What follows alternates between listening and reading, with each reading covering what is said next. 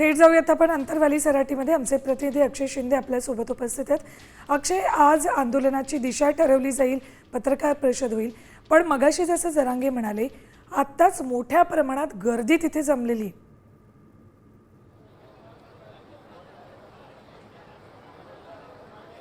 नक्कीच मराठा आंदोलक मनोज जरांगे पाटील यांनी मराठा आरक्षणाची पुढील दिशा जाहीर करण्यासाठी आज अंतरवाली सराटीमध्ये मराठा समाजाची एक महत्त्वाची बैठक बोलवली होती. आणि या बैठकीला आपण जर पाहिलं तर राज्यभरातून मराठा बांधव जे ते अंतरवाली सराटीमध्ये दाखल झालेले आहे. मी या आंदोलनस्थळी उपोषणस्थळी उपस्थित आपण बघू शकतो की मोठ्या संख्येनं मराठा बांधव जे आहे ते मंडपामध्ये बसलेले आहेत, काही मंदिरावर बसलेले. मोठ्या संख्येनं मराठा बांधव जे आहे ते मनोज जरांगे पाटील यांचं म्हणणं ऐकण्यासाठी, आंदोलनाची पुढील दिशा ऐकण्यासाठी राज्यभरातून या ठिकाणी दाखल झालेले आहे.